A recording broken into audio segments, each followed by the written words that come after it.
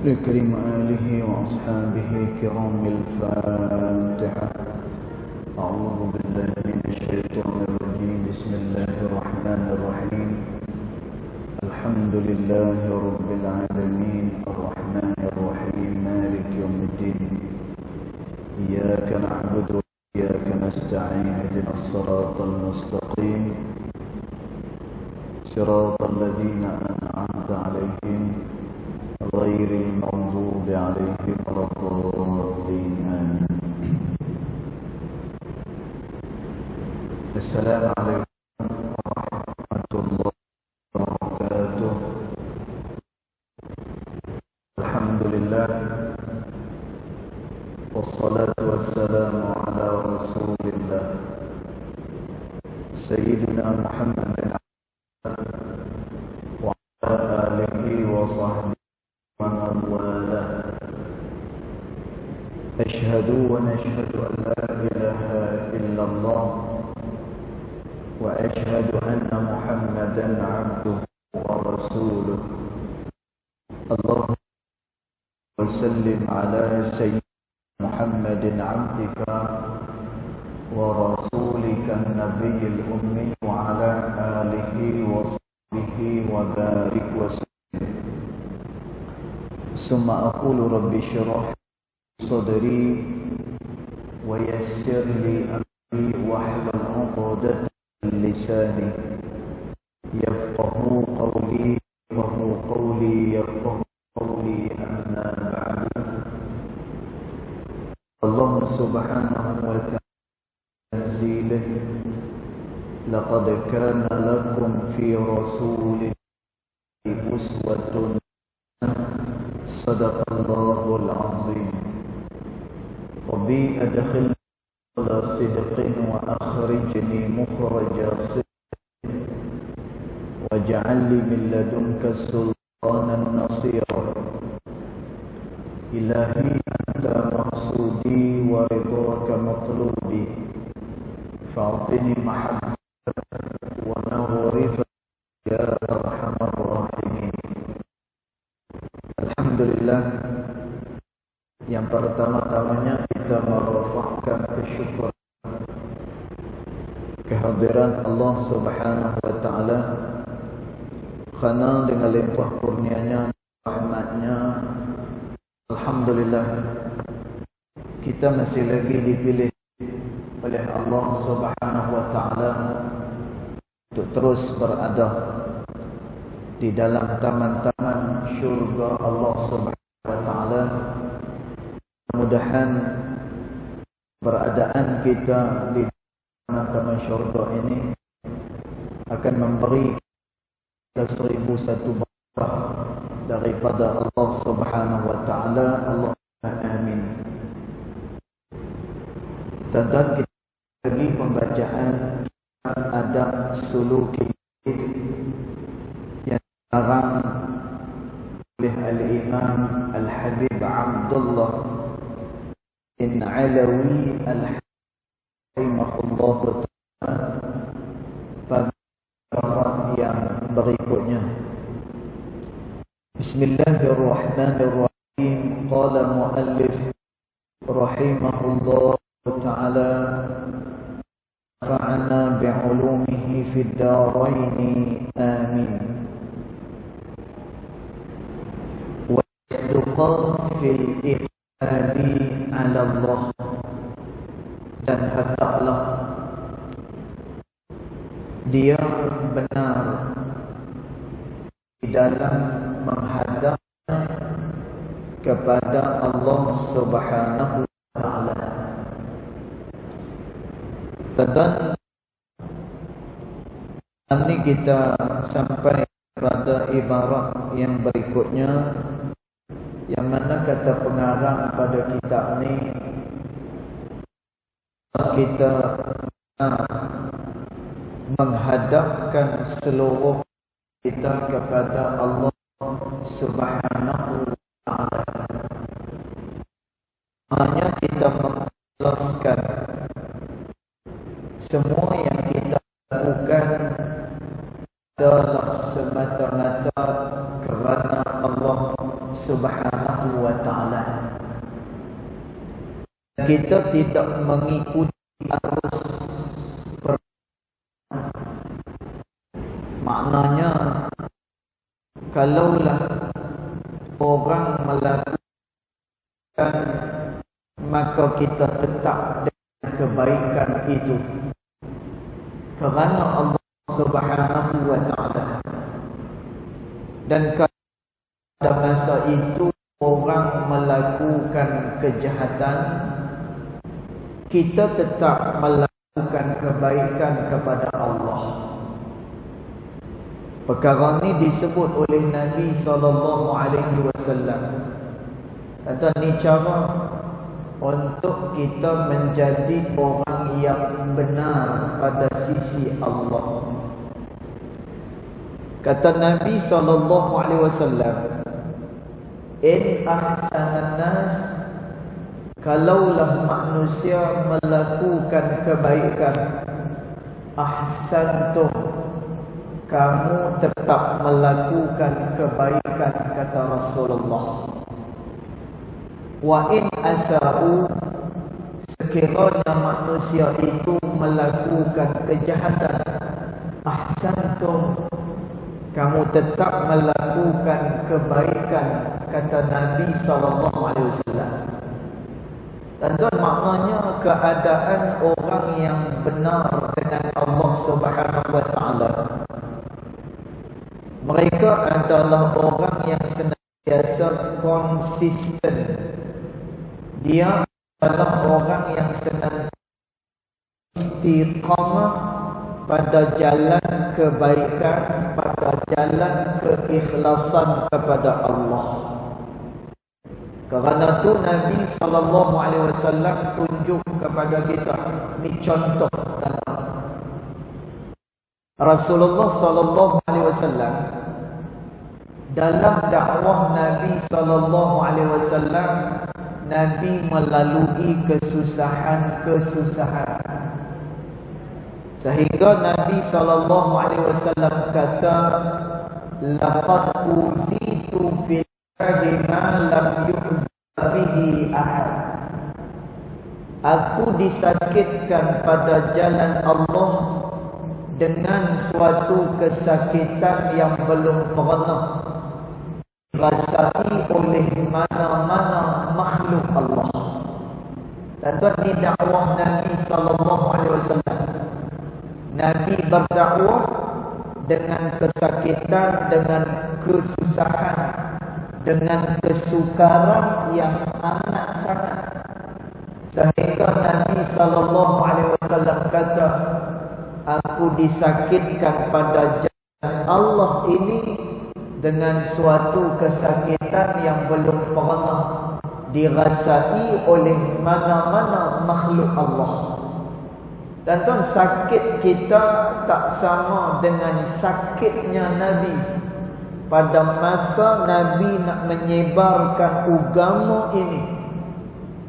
Dan tuan, kita tengok dalam sejarah bagaimana Nabi SAW dihalau keluar daripada tanah tumpah darah Nabi sendiri.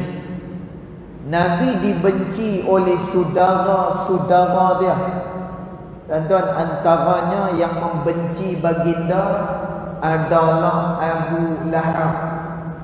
Sebagaimana ayat yang biasa kita duk baca, tabbat yada abi lahabin wa tab, celakalah kedua tangan Abu Lahab, celakalah, kata Allah. Dan tuan, Abu Lahab ni ponakan Nabi SAW. Dan dalam sejarah juga telah tunjuk pada kita, bila Nabi SAW pergi ke Taif. Dan tuan, Taif ni adalah perjalanan dakwah yang sangat menyukarkan. Bila Sayyidatina Fatimah Az-Zahra radhiyallahu anha wa ardaha tanya dengan Nabi SAW, ya Rasulullah, dalam banyak-banyak siri dakwah manakah dakwah yang tak boleh engkau lupakan ya Rasulullah? Dan tuan jawab Nabi SAW, dakwah yang tak boleh aku lupakan adalah ayyamit Taif, iaitulah pada hari aku masuk ke dalam kota Taif. Dan tuan, tu dakwah yang Nabi tak boleh lupa. Dan tuan, pasal apa? Kerana pada hari Taif Nabi kena teruk, Nabi masuk dalam keadaan elok, Nabi keluar dalam keadaan merangkak dan hampir kepada kematian. Ini dakwah Nabi SAW. Dan tuan, Nabi sakit pada jalan Allah Subhanahu wa taala.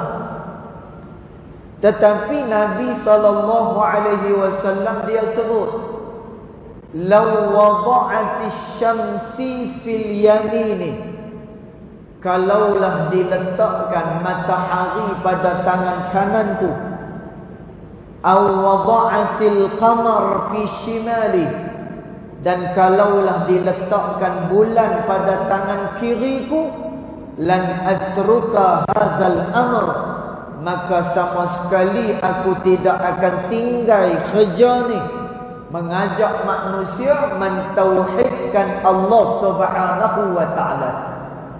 Dan tuan, tawaran yang nak diberi kepada Nabi SAW adalah tawaran yang bersesuaian dengan hawa nafsu manusia. Dan tuan tengok orang Quraisy, dia nak bagi apa dekat Nabi? Mereka tawarkan kepada Nabi SAW, "Hei Muhammad, semua harta kekayaan yang berada di dalam kota Mekah ini, maka ni semua adalah hak kamu. Kamu ambillah." Ya, kita bagi sebelum dekat-dekat nak habis kuliah tu, maklum ada saudara baru. Ya, perempuan. Mohon sumbangan. Lelaki tu belakang dekat tiang. Oh, ada. Dia minta duit nombor 5 tu kat saya. Dia bagi sikit je lah tu. Lepas tu lagi kita buat kecipan kat dia. Tengok pecah-pecah boleh lah.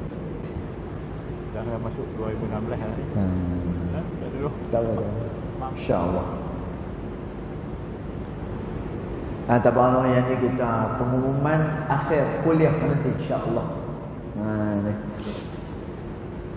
Jadi Nabi SAW, tuan ni nak cerita benarnya hati dengan Allah Subhanahu wa taala. Tuan nak istiqamah ni payah. Istiqamah ni dia nak sampai kepada mati esok. Sebab itu ulama kata, al-istiqamah khairun min alfil karamah. Istiqamah itu lebih baik daripada mendapatkan 1000 karamat daripada Allah. Dan tuan, Nabi SAW ditawarkan semua harta kekayaan yang berada dalam kota Mekah, hak kamu, hei Muhammad. Dan kalaulah ada kekuasaan dalam kota Mekah ni, dan itu juga diberikan kepada Nabi SAW. Dan semua wanita-wanita cantik dalam kota Mekah ni adalah hak milik kamu, hei Muhammad. Dan Nabi ditawarkan benda-benda yang sesuai dengan hawa nafsu manusia. Dan semua manusia berkehendakkan kepada harta. Semua manusia berkehendakkan kepada pangkat. Semua manusia berkehendakkan kepada wanita-wanita yang cantik. Dan ditawarkan pada Nabi SAW. Tapi apa tindakan Nabi SAW? Nabi kata, kalau diletakkan matahari pada tangan kanan dan diletakkan bulan pada tangan kiri, aku tidak akan tinggal kerja ni, mengajak manusia kepada Allah Subhanahu wa taala. Dan maka kerana tu kata Imamul Haddad rahimahullahu taala, hendaklah kamu benar di dalam penghadapan kamu kepada Allah Subhanahu wa taala. Tuan-tuan, maknanya apa yang kita lakukan ikhlas semata-mata adalah kerana Allah, bukan kerana benda-benda hak yang lain. Dan kan perkara ni yang disebut oleh Allah Subhanahu wa taala di dalam surah Al-Bayyinah. Orang yang ikhlas, dia mendapatkan pujian daripada Allah Subhanahu wa taala. Kata Allah Subhanahu wa taala, "Wa ma umiru illa liya'budullah mukhlishina lahuddin." Dan tidaklah diperintahkan kepada manusia itu melainkan hanyalah untuk mereka mengikhlaskan setiap apa yang mereka lakukan untuk Allah Subhanahu wa taala. Tuan-tuan, mintalah menjadi orang yang ikhlas pada Allah Subhanahu wa taala. Kerana amalan yang diterima pada sisi Allah hanyalah amalan yang diikhlaskan untuk Allah Subhanahu wa taala. Dan tuan, kalau tak tahu mana satu lagi amalan yang kita nak hantar, yang kita nak berikan kepada Allah Subhanahu. Dan tuan, kita ni banyak lemah dengan Allah Subhanahu wa taala. Kerana tu Allah Subhanahu wa taala sebut, wa khuliqal insanu dha'ifa, dan dijadikan manusia itu serba lemah, kata Allah.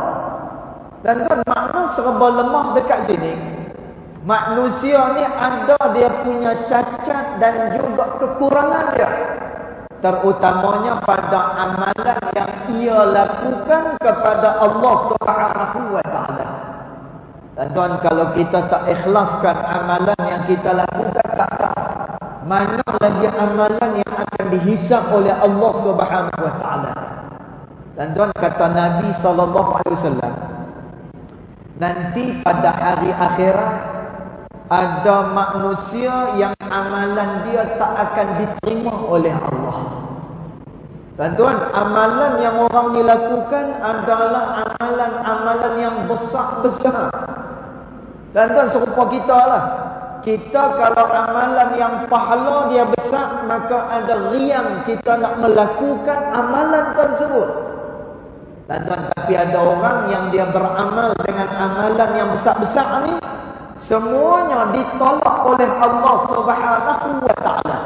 Dan tuan, pasal kerana mereka tidak dengan Allah Subhanahu wa taala. Kata Nabi sallallahu alaihi wasallam, ada orang yang membaca Al-Quranul Karim, tapi bacaan Al-Quran dia ditolak oleh Allah. Dan tuan, baca Quran ni kita dah sering kali sebut bahawa baca Al-Quran ni pahala dia sangat besar pada sisi Allah. Setiap satu huruf akan diberikan 10 darjat oleh Allah. Dan inilah amalan yang bila kita lakukan amalan tersebut, baca Quran ni, dan tuan, tidak ada khilaf lagi dah, dia pasti akan diberikan pahala oleh Allah Ta'ala. Dan tuan, tapi kalau zikir-zikir yang lain, masih lagi terdapat khilaf ulama. Dan tuan, buka dalam kitab Al-Azkar yang dikarang oleh Al-Imam An-Nawawi rahimahullahu ta'ala. Dan tuan, kita zikir dengan zikir-zikir yang lain, dia akan dilihat sama ada dia berzikir dengan hati dia ataupun dengan kelalaian. Tuan, kalau dia zikir dengan kelalaian, maka zikir yang dia sebut tak akan diberikan pahala oleh Allah. Yang ini disebutkan oleh ulama. Berbeza dengan Al-Imam Ibn Hajar Al-Haytami rahimahullahu ta'ala. Dan tuan, Imam Ibn Hajar kata dah, orang yang zikir ni, dia pasti mendapatkan pahala pada sisi Allah. Tuan-tuan, maknanya masih lagi dikhilafkan oleh ulama. Tapi baca Quran, salawat pada Nabi SAW tak ada khilaf. Tuan-tuan, baca Al-Quran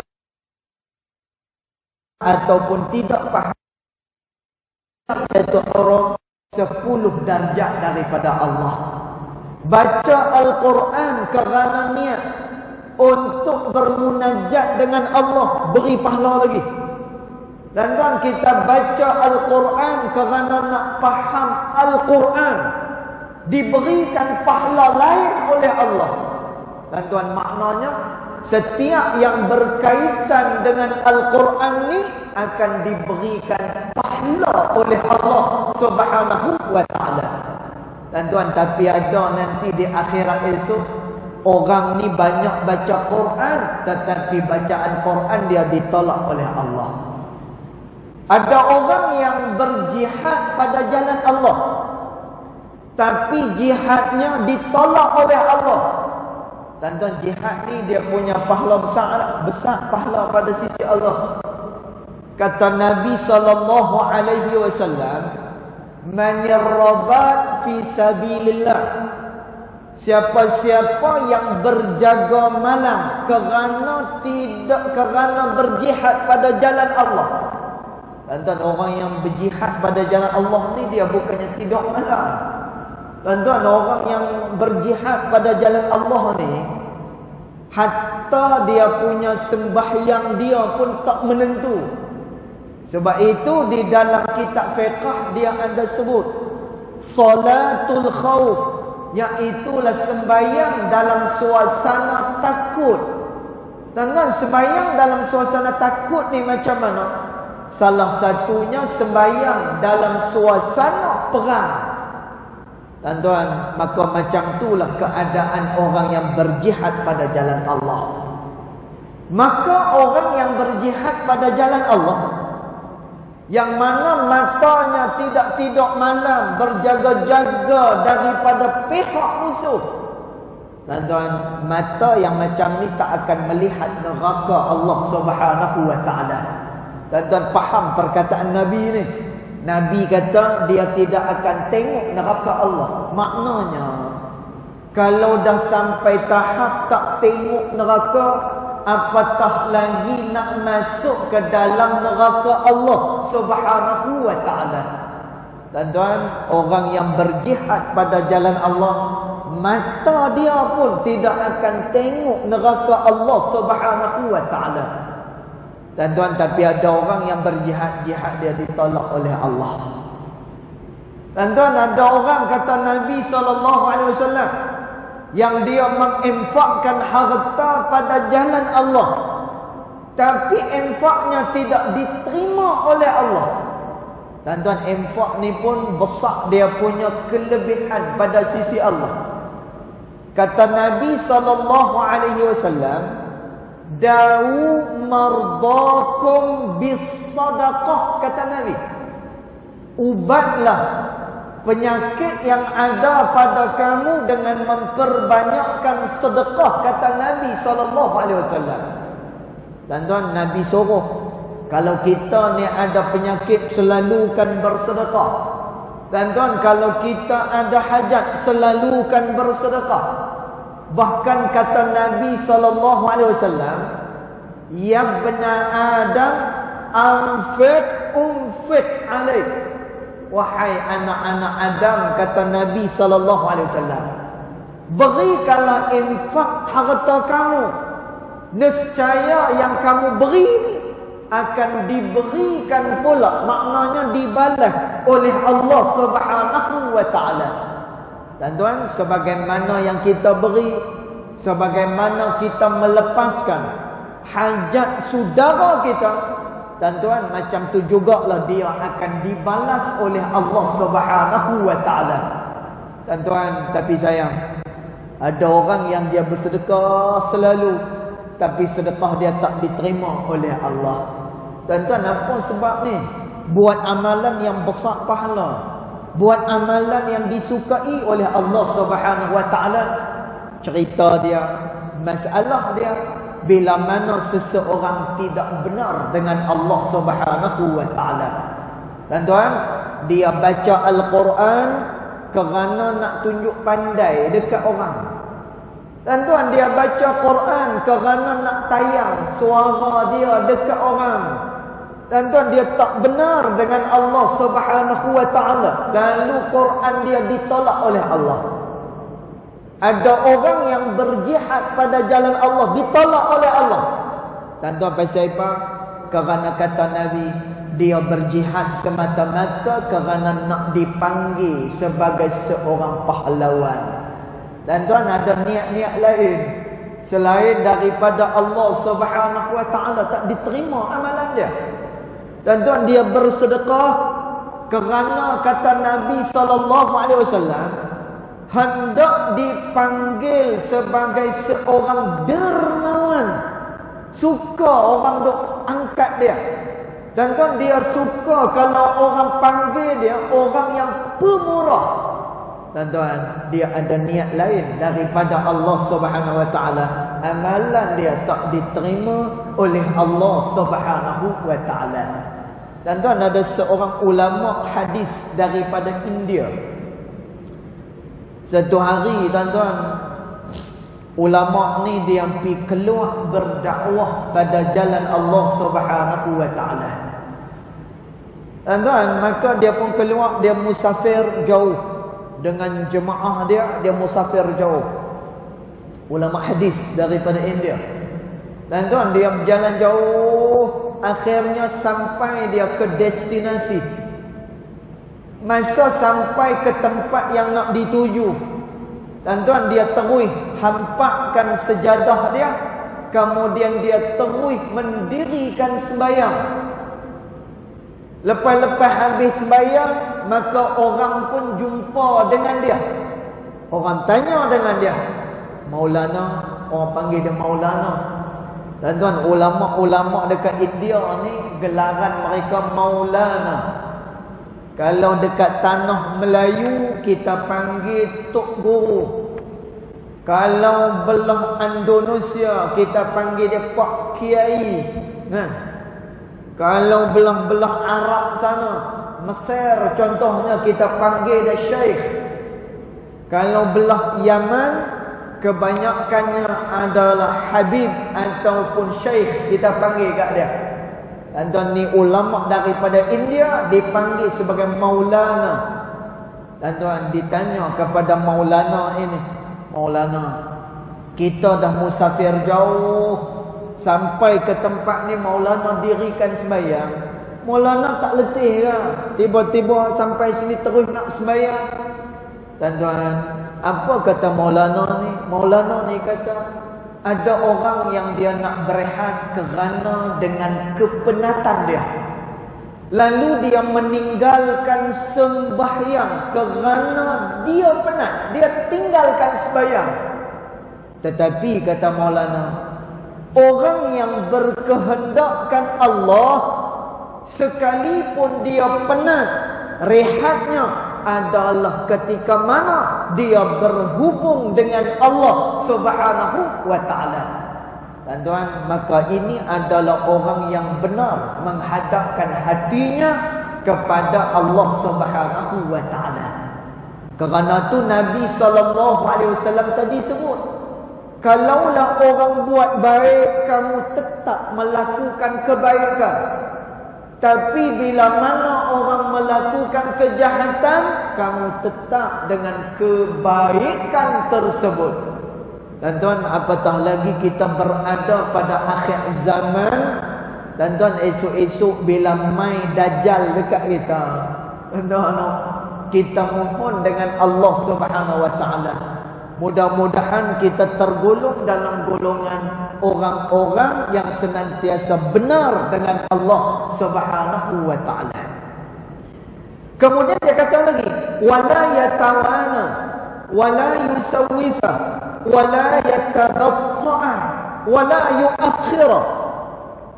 Dan janganlah kamu berlengah-lengah, dan janganlah kamu menangguh-nangguh, wala yatabatta'a, jangan lambat, wala yuakhirah, dan janganlah kamu mengkemudiankan, wa qad amkanatul fursah, bila mana kamu ada peluang, kata Imam Al-Haddad, laksanakan. Falyantahizha, maka cepat-cepatlah kamu mengambil peluang itu, lalu kamu terus beramal kepada Allah Subhanahu wa taala. Tuan-tuan, peluang yang Allah Subhanahu wa taala beri kat kita jangan ditangguh-tangguh lagi.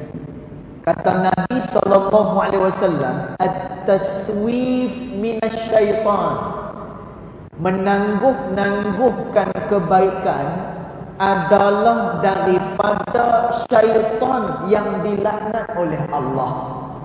Dan tuan, kebanyakan daripada manusia, dia tidak dapat melakukan kebaikan kerana dia suka menangguh-nangguhkan amal ketaatan kepada Allah Subhanahu wa taala. Dan tuan, dia kata apa? Saya muda lagi, dia kata. No. Tak apa, masa ada lagi, dia kata. Dan tuan, kita tak tahu bagaimana keadaan kita ke depan esok ni. Yang itu adalah di dalam pengetahuan Allah Subhanahu wa taala. Kerana itu disebutkan oleh ulama, ada orang yang pada awalnya dia baik, tetapi akhirnya dia tidak baik. Ada orang yang awal-awalnya tidak baik, tetapi akhirnya dia akan menjadi baik. Ada orang yang awal baik, akhirnya juga baik. Dan tuan, ada orang yang awalnya tidak baik dan akhirnya juga tidak baik. Dan tuan, maka kita tak tahu bagaimana keadaan kita ke depan esok ni. Sebab itu pada hari akhirat, Allah Subhanahu wa taala sebut hari akhirat ni yaumun nadamah, adalah hari penyesalan untuk manusia. Dan tapi hari akhirat, hari akhirat adalah hari penyesalan. Penyesalan pasal apa? Dulu masa atas dunia, dia diberikan peluang oleh Allah, dia tak cepat-cepat melakukan taat pada Allah. Dan tuan, dulu dia ada masa, tapi dia tak gunakan masa untuk ketaatan kepada Allah. Dan tuan tengok dalam surah Sajadah, Allah Ta'ala kata apa? Allah Ta'ala rakam perkataan kita esok. Dan tuan kata Allah, farji'na na'mal salihah inna muqinun. Ya Allah, tolonglah hantar aku semula balik atas dunia. Dan tuan, orang yang bila mana dia dah mati dah, bila dia dah dihantar ke negeri akhirat, dia tidak akan dipulangkan ke atas dunia. Walaupun perkara itu boleh dilakukan oleh Allah Subhanahu wa taala. Dan tuan, perkara ni disebut oleh Allah Subhanahu wa taala di dalam firman-Nya yang lain. Kata Allah Subhanahu wa taala, kalau kamu minta untuk hidup semula di atas dunia, hiya kalimatun qailuha, dia hanyalah perkataan yang boleh kamu ucapkan, tetapi tak boleh untuk aku tunaikan, kata Allah. Dan tuan, Allah tak akan tunaikan. Orang yang dah sampai ke negeri akhirat, dia nak balik semula ke dunia. Dan tuan, sebab itu alam akhirat ni, dia disebut sebagai alam barzakh. Dan tuan, ulama kata barzakh ni adalah pemisah yang sangat jauh antara kehidupan dunia dan juga kehidupan akhirat. Dan tuan, maknanya apa? Manusia ni bila mana dia dah sampai ke negeri akhirat, barang mustahil dia boleh dihidupkan semula untuk pi kepada alam dunia, sekalipun perkara itu berkuasa Allah Subhanahu wa taala untuk melakukannya. Dan tuan, maka dia kata dekat sini, kalaulah kita mempunyai peluang, falyantahizha, maka hendaklah dia bersegera menggunakan peluang tersebut untuk taat kepada Allah Subhanahu wa taala. Dan tuan, jangan kita tangguhkan lagi. Pasal apa? Kerana penangguhan itu adalah daripada syaitan yang dilaknat oleh Allah Subhanahu wa taala. Dan sebab itu syaitan ni, dia dalam nak menyesatkan manusia, dia akan menjadikan manusia tu dua perkara. Tuan-tuan, dia akan menjadikan manusia itu berat dalam melakukan taat kepada Allah Subhanahu wa taala. Itu pertama, berat. Yang kedua, dia akan berasa malas melakukan taat kepada Allah Subhanahu wa taala. Dan tuan, sebab itu disebut dalam kitab Bidayatul Hidayah yang dikarang oleh Al-Imam Al-Ghazali rahimahullahu ta'ala. Dan tuan, mudah-mudahan kita lepas daripada penyakit berat dan juga penyakit malas dalam melakukan taat kepada Allah Subhanahu wa taala. Dan tuan, betul tak? Kita bukan tak nak melakukan taat pada Allah, cuma berat. Kemudian kita rasa penyegan sangat-sangat nak melakukan taat kepada Allah Subhanahu wa taala. Tuan-tuan, kita tengok, kita duk ada dekat masjid masa Tok Imam khutbah, sebab itu ada orang, tuan-tuan, dia susah nak tidur. Ada orang dia dapat penyakit susah nak tidur. Lah sekali ada orang nasihat dekat dia gini, hang payah nak tidur, hang pi masjid hari Jumaat, duduk depan sekali, duduk depan tok khatib. Tengok kamu boleh tidur ke tak boleh tidur. Tuan-tuan, dia main masjid, dia duduk depan tok khatib baca khutbah, lena dia. Tuan-tuan, nyenyak dia lena. Siap ada bunyi pula lagi. Masya-Allah. Tuan-tuan, maka demikian syaitan dalam dia nak menyesatkan manusia, dalam dia tak mau manusia ni taat dengan Allah, maka dia buat manusia ni berat. Dan yang keduanya, manusia ni dia akan berasa malas nak melakukan taat pada Allah. Dan disebut dalam kitab Bidayatul Hidayah, adab-adab ketika mana kita bangun daripada tidur. Tuan-tuan, yang menjadi berat pada kita ni, yang jadi kita malas ni, bila mana kita mula nak bangkit pada awal pagi. Tuan-tuan, subuh ni kira beratlah, Sebab itu disebut dalam kitab Yaqutun Nafis yang dikarang oleh Al-Imam Sayyid Ahmad bin Umar Asy-Syatiri rahimahullahu ta'ala. Di antara hikmah pasal apa solat subuh hanya 2 rakaat saja. Tuan-tuan, padahal waktu subuh ni waktu diturunkan barakah rahmat yang banyak oleh Allah. Tuan-tuan, sehingga kan kata Nabi sallallahu alaihi wasallam, Allahumma barik hazihil ummah fi bukuriha. Ya Allah, turunkanlah keberkatanmu pada waktu pagi untuk umat aku, kata Nabi sallallahu alaihi wasallam. Tuan-tuan, tapi sembahyang subuh bukan 4 rakaat. Sembahyang subuh cuma 2 rakaat saja. Tuan-tuan, kata ulama, kenapa solat subuh ni 2 rakaat saja? Kerana pada masa tu orang baru bangkit daripada tidur. Orang pada masa tu masih lagi berasa letih dan juga penat, baru bangkit daripada tidur dia. Maka syarak kita meletakkan sembahyang subuh itu hanya 2 rakaat, kata ulama. Tuan-tuan, disebutkan oleh Al-Imam Al-Ghazali rahimahullahu ta'ala, siapa yang bangun pada waktu pagi, mulakanlah dengan berdoa kepada Allah. Mula-mula sekali. Setelah dia berdoa kepada Allah, hendaklah dia pi ke bilik air, kemudian dia mengambil wuduk dengan sempurna. Yang ni adab bangun pada waktu pagi. Tuan-tuan, setelah daripada mana ia berwuduk, maka hendaklah dia dirikan solat sunat 2 rakaat. Tuan-tuan, ni adab yang diajak oleh Imam Ghazali berdasarkan kepada hadis Nabi sallallahu alaihi wasallam.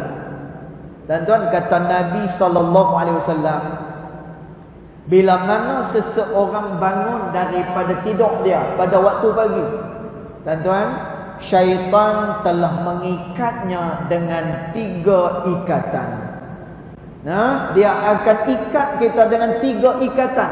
Tuan-tuan, 3 ikatan ni, pasal apa syaitan duk ikat kita?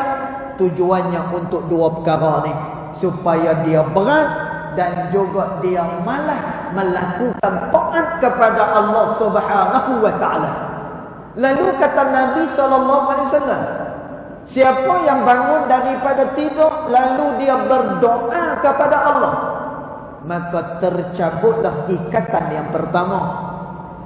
Kemudian dia pergi ke bilik air dan dia mengambil wuduk dengan sempurna.